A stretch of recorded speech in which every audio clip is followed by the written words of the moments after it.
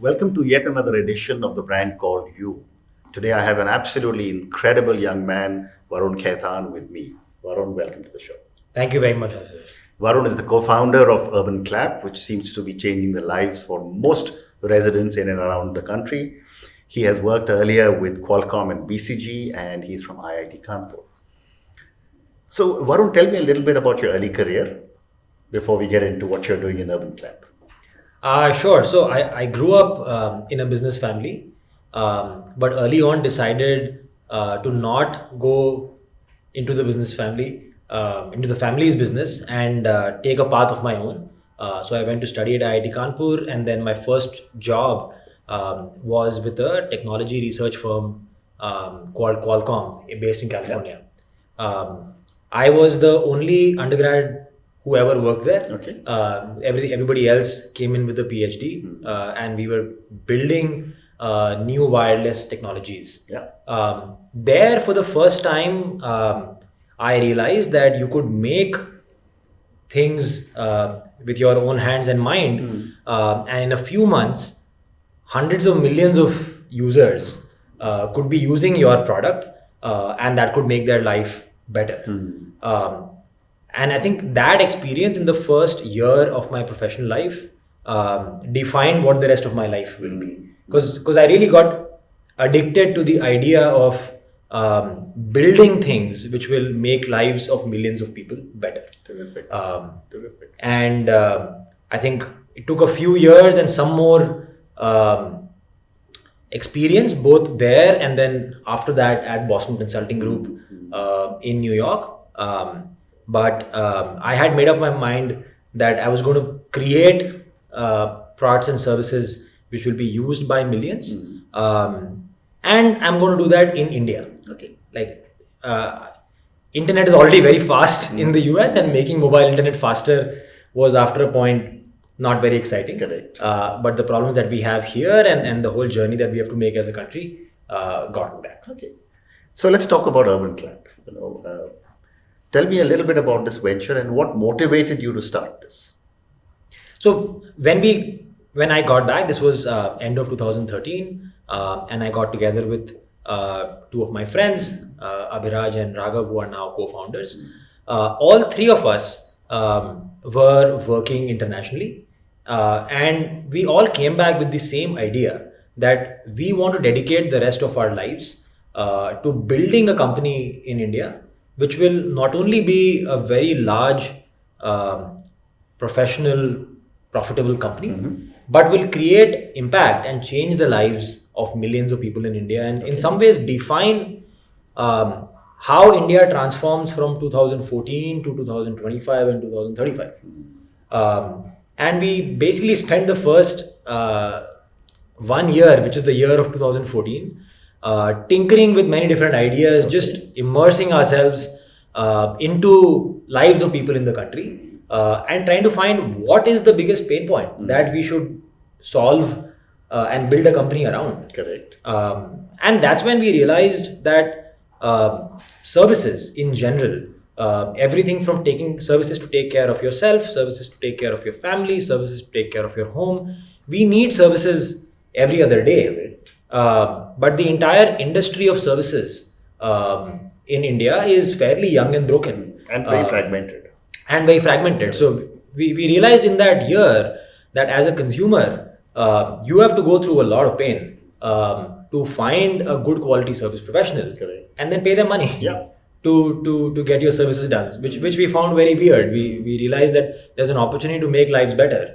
And we similarly realized there's an opportunity to make the life of the service professional much better than where it is today. Those hard-working men and women are also dedicating their lives to a certain career. Correct. Being a beautician, being a technician, being a masseuse, and they're getting the short end of the stick. And these two things made us realize that this is a cause to build a company around and to dedicate a big part of the rest of our lives. Amazing. One of the challenges I faced when I was building Guardian was how to handle so many hundred people, and at a peak we had about 1,200 employees. What have been some of your challenges with so many different diverse individuals with so many specialisms? I think the whole company is built around basically solving this problem of how do we have thousands and thousands of professional partners go to lakhs of homes every day and provide high quality, consistent delivery. We have evolved our company to do this over time. We started with a very different model where we would basically connect a customer to a small business. And the small business would then send an individual to deliver the service. And we realized that that model was not working because we were disconnected from the end individual. We were two layers away, which meant that the end individual was not reaping the rewards of good quality service and was not fully aligned with what we were trying to deliver for the customer. So we realized changing the business model and having the end consumer and the end service provider directly have a transaction with each other, and us as a platform then playing the role of empowering not small businesses but these millions of service professionals directly. That would be the right model. So today on Urban Clap, by the way, our name has now changed to UrbanCompany. So on UrbanCompany today we have 25,000 individual service professionals. And each of these individual service professionals is a micro entrepreneur. They are running their own micro business on our platform. And they have been empowered by the platform to deliver consistent service. Each of them has gone through training. Each of them has technology. Each of them gets financial assistance to run their business. And most importantly, because it is their own business, they see that compared to their previous lives when they were making about 15 to 20,000 rupees a month, now on their own solo, they can make 40 to 50,000 rupees per month.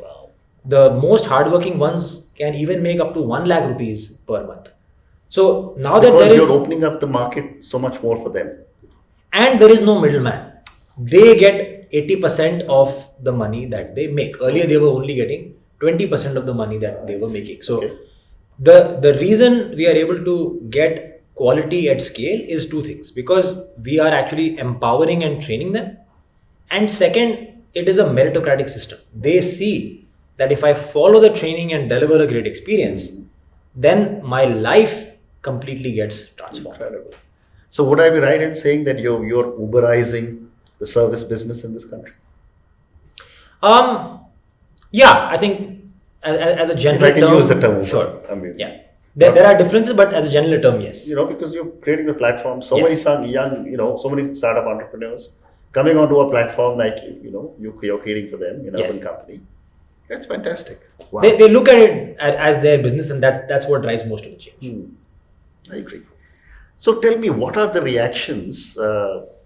And without giving names, maybe you can share some customer feedback on from so many millions of people you're serving. I mean, just people are very excited about being able to get someone who can fix something at home or get a massage at home or whatever else. Yeah, absolutely. I think innumerable customers as well as friends and family have described the UrbanCompany experience as truly magical.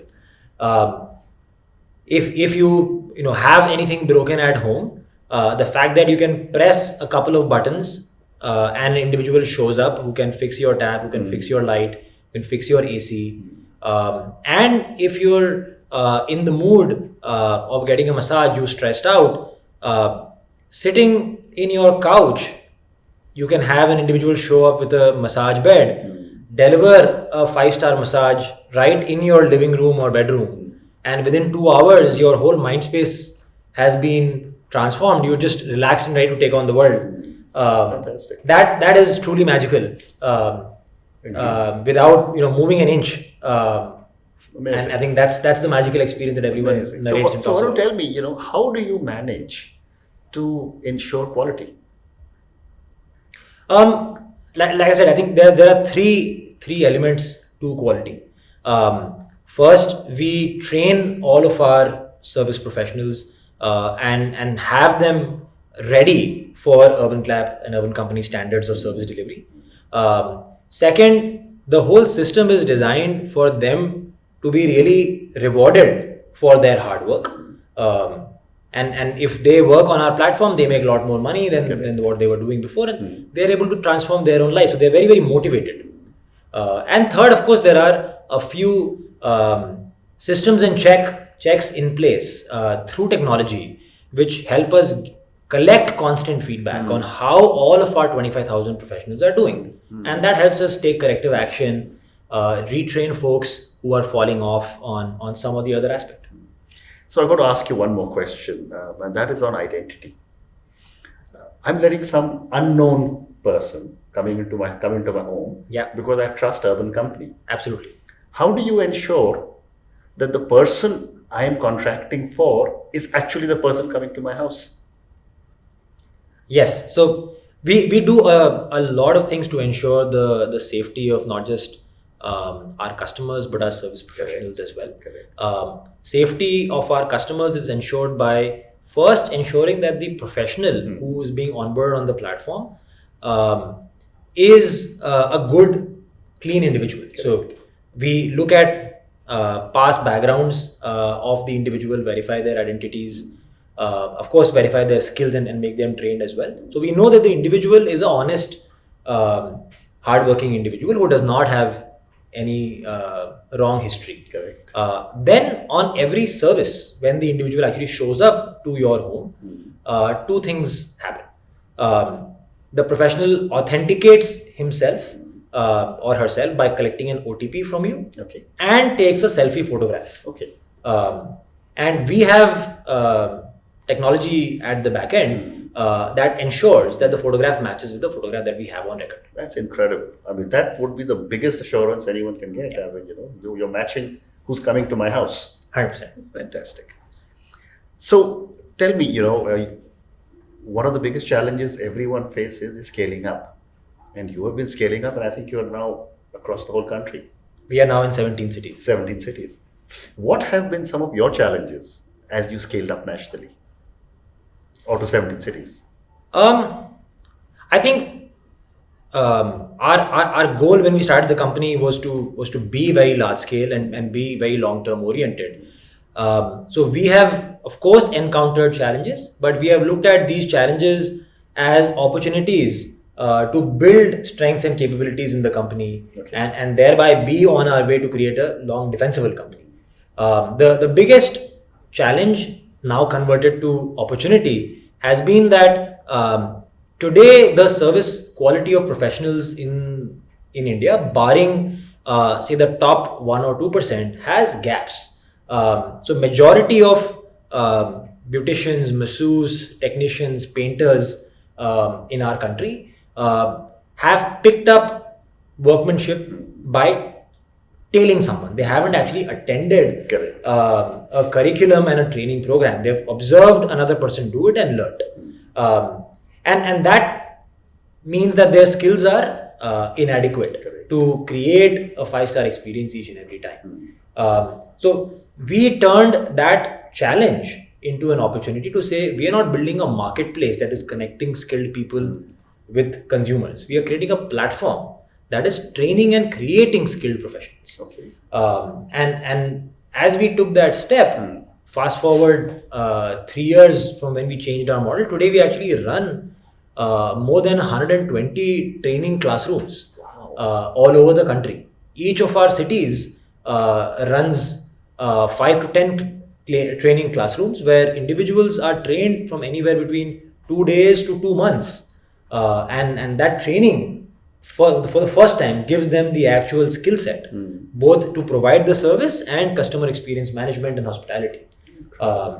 So the challenge of scaling up all over the country is that we have to reach out and make our presence in every city, get the individuals in that city, train them and make them ready for UrbanCompany's level of service. Wow. I never imagined that you were taking on the responsibility of training so many people. That's a huge Every value. single of the 25,000 individuals goes through the Urban Lab. And none of these are employees. So therefore, you're just actually doing a huge amount of CSR, giving them such amazing input, isn't it? At this point, yes, these are all free trainings. And we see this as an investment to company building. Amazing. Well done. So let's move on from Urban Company to some of your learnings as an entrepreneur. Sure. And thousands of people will watch you and me chat. So startups and entrepreneurs love to hear successful entrepreneurs like you. Let me start with the first question, and I get mixed answers. For a startup entrepreneur, is it good to go solo, or should you have co-founders? And I know you have 2 other co-founders. I can't imagine the world without my co-founders. I think this is a long and tough journey, and I would 100% advise to have partners along in this journey. Partners in this journey help you in so many different ways. They bring complementary strengths, Yeah. and as a group together, then you are ready to build the company. They, I think, bring in different points of view and challenge your assumptions about a business, challenge your theories of how to create an institution. So I think 3 minds put together and three individuals put together have helped us create the right power to build this company. Correct. Well done. Well said. So my next question to you again is on startups, and you said that you pivoted and you redid your business plan a little bit. What, in your opinion, are some of the basic mistakes a lot of startup entrepreneurs make? I think the most common mistake is that of trying to, I would say, scale your business without achieving what is called product market fit. Correct. My realization has been that any business in India takes a decade or more to build. And it takes, the first few years to identify what is the right opportunity that you are trying to address. What are the unique strengths as a business, or what is the business model that you will use to solve the consumer's problem in a way that the consumer will pay you enough to make a profitable business. Correct. That's what I would call product market fit. Correct. There's no way, you're very unlikely to have that on day one. It will take some time, and not to say that in that time you won't grow your business. So I think you have to walk this tightrope of growing your business while improving it. Correct. And I think businesses which stop the improvement and continue the growth then end up going on the wrong path. Very true. And basically then running out of cash. Correct. Very true. So, again, in our country, we seem to have this big thing that, when will I be pan-India? And some of it is also driven by our investors. And I've often told people that, our size is so large that if you're pan-Gurgaon or if you're pan-NCR, you've got 20 million people. Yeah. When should a startup start to scale up? I think, again, let me take the example of our own company. We started here in NCR. Yeah. We took the first about 9 months to build our company, to build the strengths, have a basic model. After that, we expanded. We did the first phase of expansion. So we went from 1 to 4 cities. And after 3 years, we went from 4 to 8 cities. Okay. And after 4.5 years of staying at 8 cities, we have now, over the last 15 months, gone from 8 to 17 cities. So you have to expand your company in phases. Every city among at least the top 5-6 cities in India is very, very large. Correct. Like you said, so any business is likely to start with one of these. And lo and behold, you do want to expand because you do want to reach out to consumers in the top 5, 10, and eventually, many cities. Based on your business model, you have to choose how rapidly to to expand. Correct. And you have to set some goalposts. So an e-commerce business makes product in one place and ships it all over the country. So there is advantage to expanding faster. Correct. Ours is a business which is built city by city. So there is very little advantage that you get in Bombay because you are already present in Delhi. Correct. And that's why we've taken a lot more measured approach to expansion. And yet your brand is getting is very, very well established. You must be getting requests from people in cities that you're not present in, asking why aren't you here? We do now that for the last few years we've been doing television advertising, and people love our service so much, so they tell their friends and family in other cities. Often on our Instagram and Facebook handles and Twitter handles, we get requests from other cities, and that's one of the inputs we do actually use to decide which city to go into next.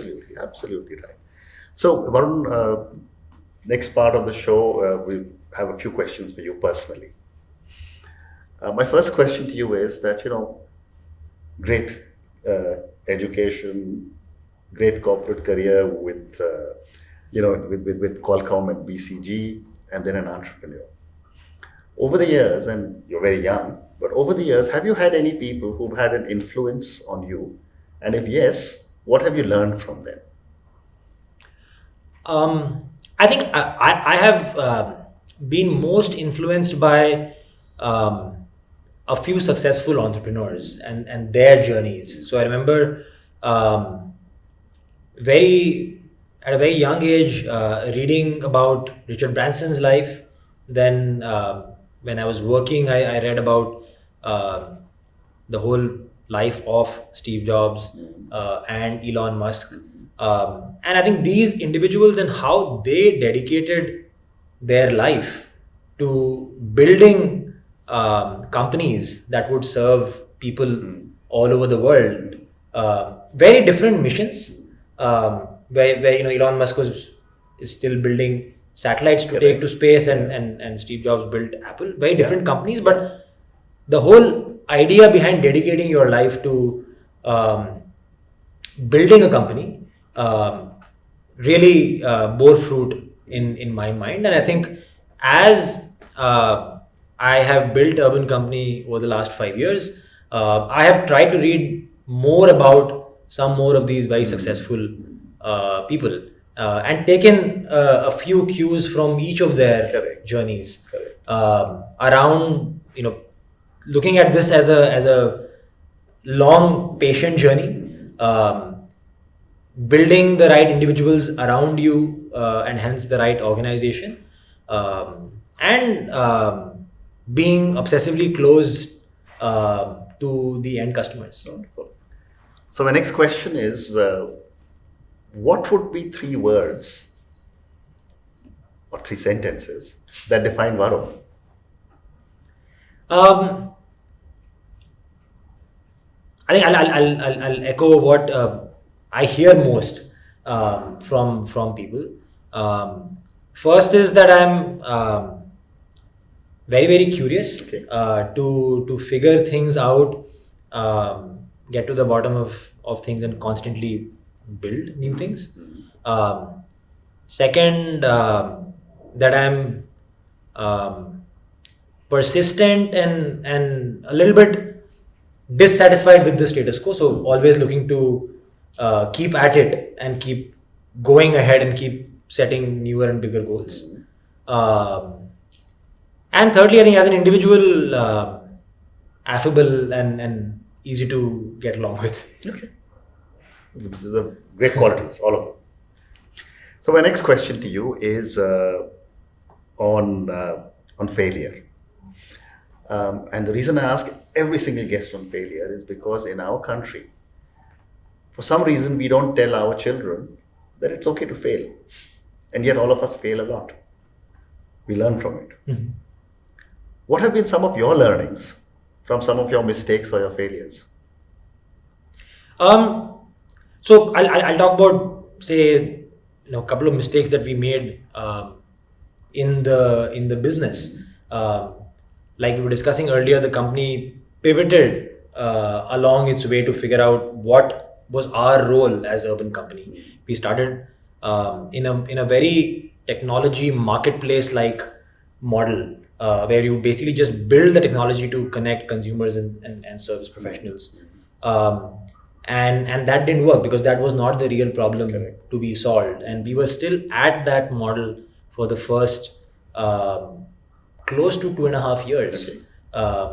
So slowly we realized we built up alternate models, and we had the courage over time to completely shift. So in some ways, yes, it was a failure to not see that change very early on or from the get-go. But at the same time, I think I've realized failure is part of the journey of building a business, much like in any other area. When you're playing sports, you will fail and then you will build on your craft. When if you're an artist or a musician, you will make a few bad paintings, a few bad songs, and over time become a great artist. It's similar in every world. I think where we go wrong is we understand the need for failure everywhere except in professional life. Okay, agree. And it's no different. Yeah, absolutely. So Varun, thank you very much. It's been an absolute pleasure speaking to you, and I wish UrbanCompany huge success. And I'm certainly going to become one of your customers very quickly now. Thank you very much, Ashutosh. It's been a pleasure to be here and to share my own story with the viewers, and I hope it helps a whole bunch of young entrepreneurs on their journeys. Thank you again. Thank you for listening to the Brand Called You podcast. Be sure to visit tbcy.in to join the conversation, access show notes, and discover fantastic bonus content. You can follow us on YouTube, Twitter, Facebook, and Instagram. Simply search for the Brand Called You. Thank you and see you next week.